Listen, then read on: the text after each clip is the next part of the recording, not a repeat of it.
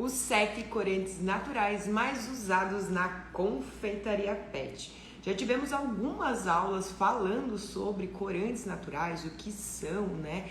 Quais aí as colorações que a gente consegue obter através deles, e também a gente já falou aqui bastante sobre onde são solúveis.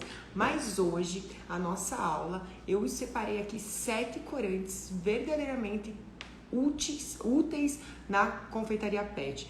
São corantes que são estáveis, que você consegue aí um poder de pigmentação muito bacana, e também a gente vai falar aqui em quais preparações você pode usar cada um. O meu primeiro escolhido, queridinho aí de qualquer pet chef, tem um poder de coloração incrível, é a cúrcuma.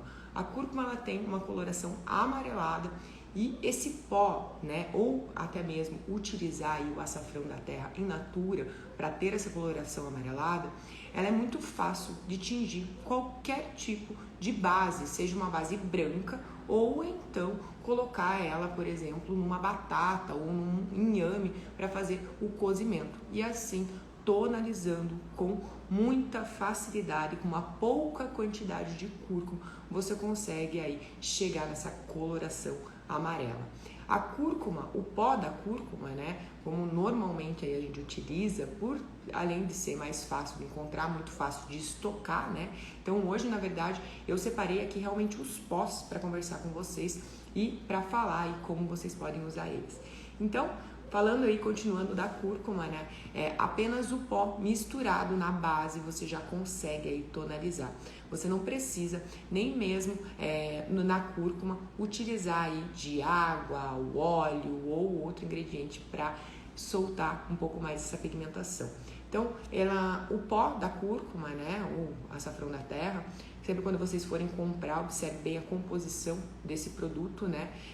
Muita gente ainda se confunde a cúrcuma, o açafrão da terra, com o curry.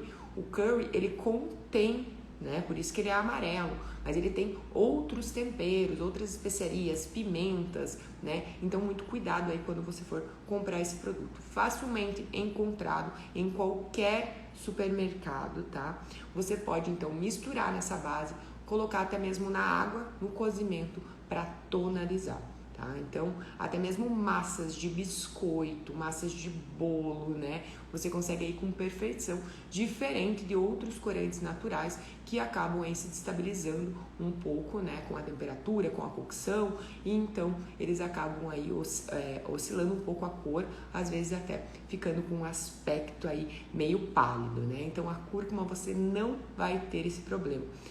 Diferente de outros corantes também, a cúrcuma ela tonaliza até mesmo farinhas mais escuras. Então, utilização de farinhas integrais, aí você pode colocar a cúrcuma e você vai conseguir manter essa coloração nos seus biscoitos e massas, né? Meu segundo escolhido aqui hoje foi a espirulina verde. Também facilmente encontrada em aí lojas de produtos naturais. A espirulina verde ela tem um cheiro e um amargor. Então, tem que tomar um pouco de cuidado na quantidade que você vai usar. Mas o legal, que ela sendo aí uma também das nossos corantes com maior poder de tonalidade, não só a tonalidade, né, a intensidade da cor, você também consegue aí com muita facilidade misturar nessas bases.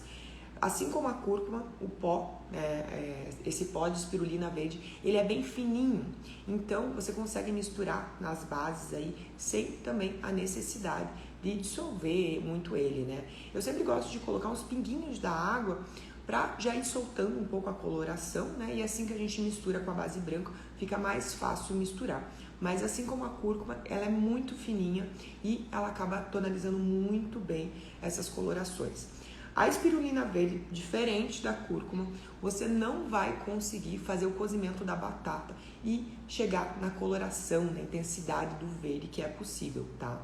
Você precisa misturar esse pó depois que essa batata estiver cozida. Então, quando você coloca esse pó na água, né, ele não vai tonalizar essa batata, diferente da cúrcuma que eu falei anteriormente.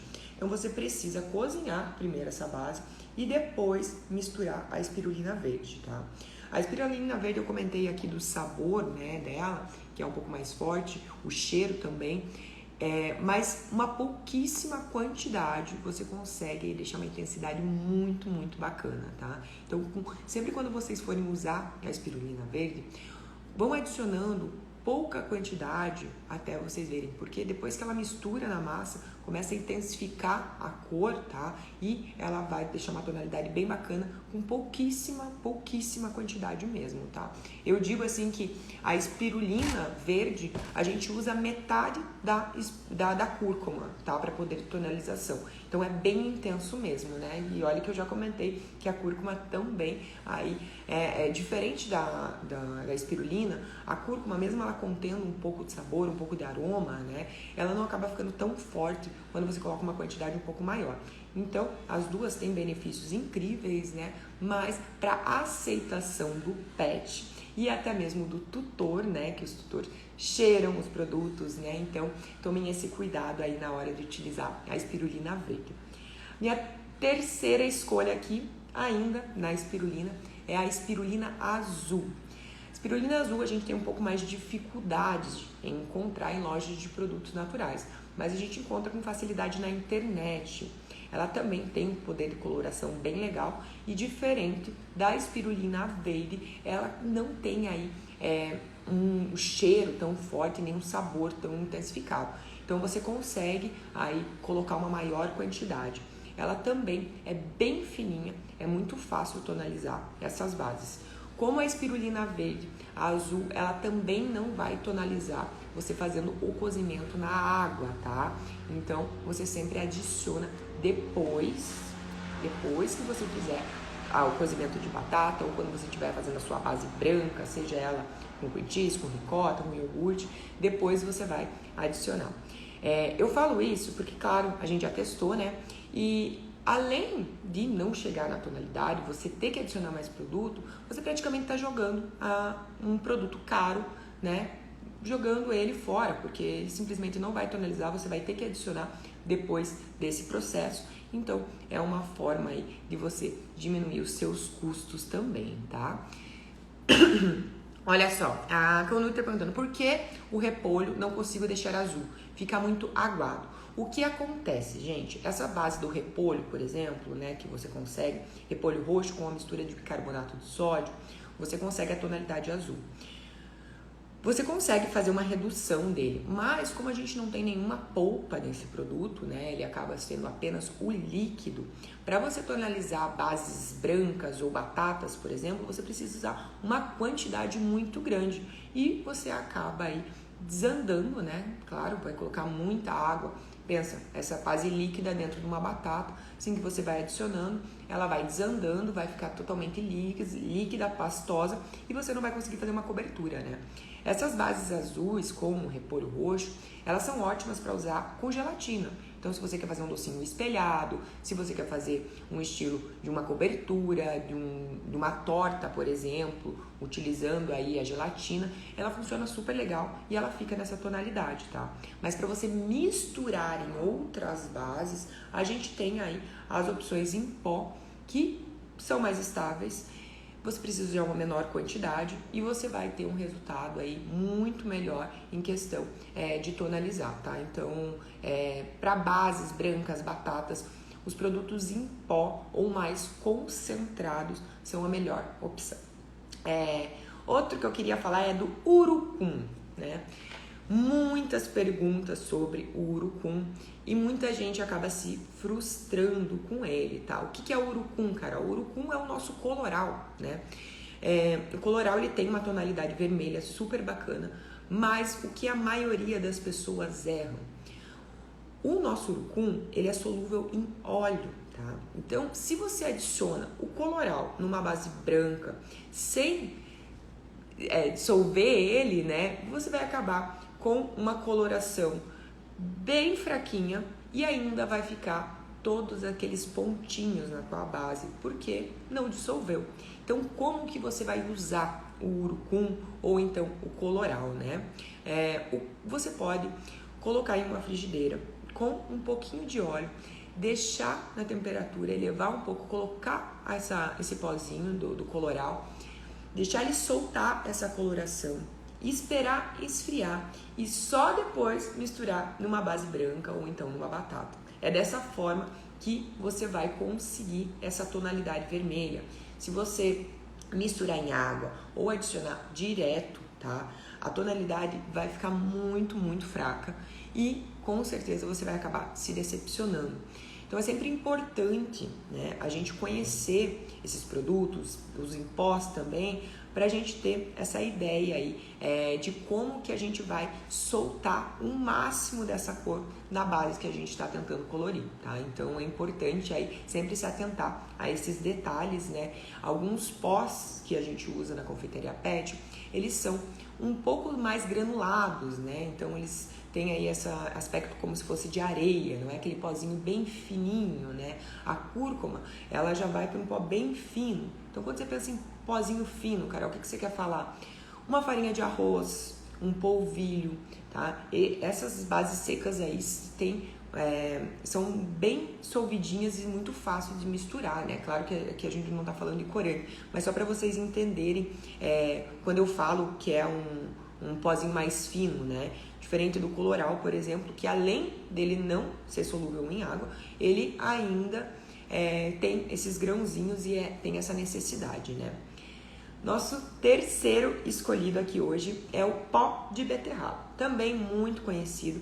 O pó de beterraba, eu tenho bastante questionamentos com ele quanto a quão duro ele fica. Algumas pessoas me mandam fotos desse pó de beterraba e acontece dele estar tipo quase uma pedra mesmo, sabe? Então o que acontece? É um produto, né, feito da beterraba, ainda contém umidade, então esse produto ele acaba aí em lojas de produtos naturais. Tome muito cuidado em lojas que vocês compram, confiem nessas lojas, conversem, perguntem, né? Porque às vezes acaba sendo um produto que acaba ficando muito tempo na prateleira e ele acaba aí se juntando e ficando realmente uma pedra. Então como usar, né, o pó de beterraba? O pó de beterraba, primeira dica, passa ele numa peneirinha, tá? Para já evitar aí qualquer grumo maior, para você conseguir aí não ficar com alguns pedaços grandes no meio. Depois, para dissolver isso, acaba sendo bem complicado. Então, primeiro, você pode tirar o pozinho. Se você misturar direto numa base branca, ele ainda vai continuar soltando um pouquinho de coloração. Então, o que a gente precisa com a beterraba? Adicionar um pouco de água. A gente vai dissolver em um pouquinho de água. Quanto de água, Carol? Ponto que fique uma pasta. Então, se você coloca uma colher de pó de beterraba, adiciona uma colherzinha de água, mistura, vê se umedeceu todo, se está bem umedecido, que apenas umedecendo com a água, a hora que você coloca na base, ele acaba aí se transformando. Então hoje eu estou falando aqui mais especificamente dos pós, né? Existe a possibilidade de usar só a beterraba, né? Então, se você quiser, por exemplo, tingir uma base de batata, né? Eu recomendo você a cozinhar uma beterraba já junto com a batata e processar. Você vai ter uma coloração muito bonita. Essa mistura de batata com a beterraba, claro que cada beterraba, né? Quando vocês cortam a beterraba, vocês veem que cada uma tem uma pigmentação, elas não são sempre iguais, né? Por isso que é tão interessante usar os pós para a gente manter o padrão. Quando você cozinha a batata com a beterraba, ela acaba aí se tornando uma coloração mais avermelhada até mesmo, tá? Ela fica bem um tom marsala, assim, fica muito bonito. Então, com o mesmo produto, né, com a beterraba, diferença em natura ou em pó, você consegue ter colorações diferentes. Então é muito bacana você testar para entender quais as colorações que é possível, né? Mesmo sendo com o mesmo produto. Então o pó de beterraba... Carol, mas eu quero usar o pó de beterraba na batata. Você vai conseguir colorir ele, tá, pessoal? Com tranquilidade. Mas você vai ter que ir sempre medindo, né, para ver a tonalidade que você deseja e deixar em cima da batata. Ó, bati com o pé aqui. Não. Pronto. Outro que eu escolhi hoje, minha queridinha, a alfarroba. Gente, a alfarroba é o único produto que você consegue deixar com essa coloração bem marrom, tá? A alfarroba existem algumas marcas no mercado e cada alfarroba tem uma tonalidade diferente da outra. Então existem algumas marcas que vão vir com a coloração mais clarinha, tipo a Carbo House. Ela tem uma coloração igual ao achocolatado, gente. Sabe que tem o achocolatado que tem um poder de pigmentação mais forte? A alfarroba funciona da mesma forma. A marca Santo Óleo, por exemplo, ela tem uma alfarroba que é uma alfarroba bem intensa a coloração. Fica muito legal você misturar, né, com uma base branca para você fazer estilo de mousse. Então você consegue fazer diversos tipos de petisco. E também a alfarroba, né? Só vou fazer mais um detalhe ali, vai terminar da alfarroba.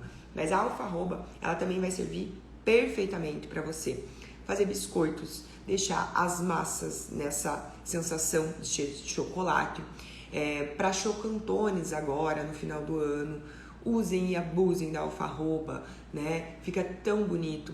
A Chef de Animale tem até mesmo uma mistura de um panetone que é de fígado com a alfarroba para trazer essa tonalidade e acaba aí sendo engraçado com os tutores, sabe, pessoal? Porque eles querem a mesma sensação aí de humano, mesmo sendo um salgado, de ter essa sensação de ser um chocontone, tá? Então, usem também bastante a alfarroba, não apenas para coberturas, docinhos, biscoitos, massas em geral, tá? A alfarroba, ela tem aí várias utilizações na confeitaria pet e muita gente acaba esquecendo dela, tá? Não esqueçam da alfarroba em pó, que vai trazer aí vários petiscos diferenciados para sua confeitaria pet.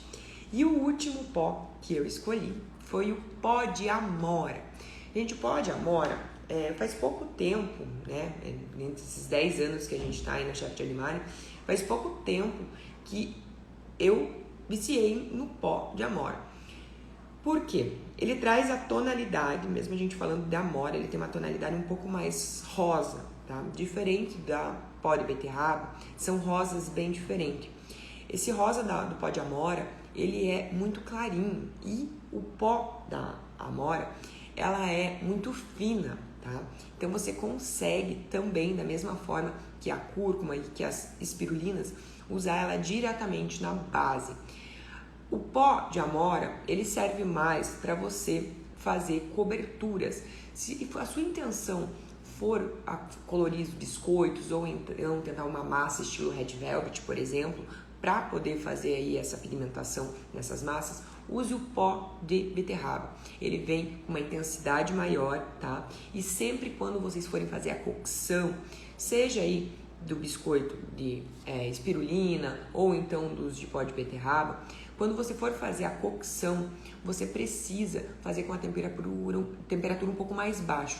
Isso porque senão vai acabar oxidando um pouco e vai ficar com aquela coloração meio pálida, com uma sensação um pouquinho de queimado. Então, usem a temperatura mais baixa. Quantos graus, Carol? Quando a gente está falando de biscoitos, a gente pode aí utilizar entre 130 e 150 graus, tá?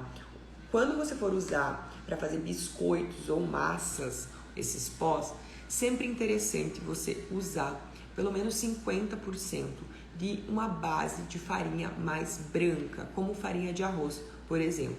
Isso vai fazer com que a intensidade do nosso biscoito fique muito mais com o nosso corante natural e também com que você aí tenha uma massa maleável, por isso a utilização de apenas 50%. Carol, posso só usar a farinha de arroz? Pode. A dificuldade vai estar aí para você esticar a sua massa e fazer os cortes com o cortador. Mas sim, é possível. Então hoje eu trouxe aí 7 corantes naturais, os mais usados na confeitaria pet e os melhores para você que está começando. São corantes estáveis, práticos e com alto poder de pigmentação, tá? Olha lá.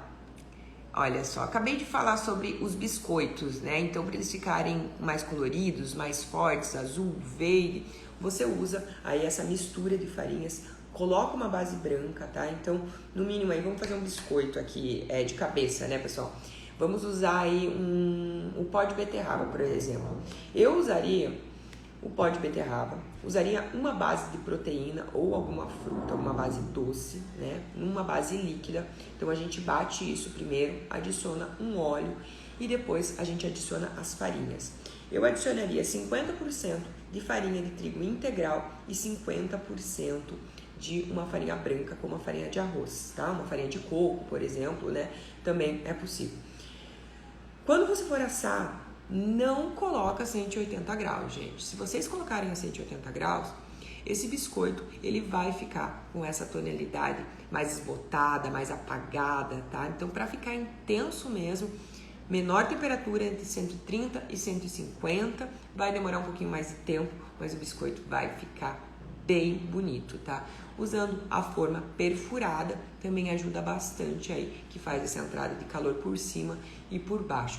Se você usar uma forma normal, recomendo você a virar esses biscoitos no meio do processo aí, para não acabar deixando a cocção apenas de um lado, tá, pessoal? E para sair bem a umidade desse biscoito. Sempre lembrando, tirada de umidade do biscoito é quando ele estiver bem sequinho. A hora que você pegar o biscoito, quebrar, ele fazer creque, você olhar na parte interna do biscoito, colocar o dedinho ali e ter certeza que não tem nada mole ali dentro, que aí sim você vai conseguir um prazo de validade maior nos seus biscoitos.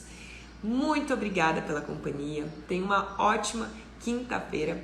Hoje tenho várias gravações, coisas novas para a comunidade Chef de Animale e já nesse final de semana, amanhã já é sexta-feira, amanhã ainda tem jogo, meio-dia, né, pessoal? Mas a Chef de Animale vai continuar aí atendendo normalmente. A gente só dá essa paradinha para assistir o jogo e depois a loja funciona normal.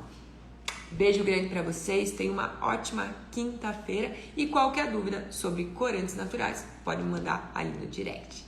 Tchau, boa quinta-feira.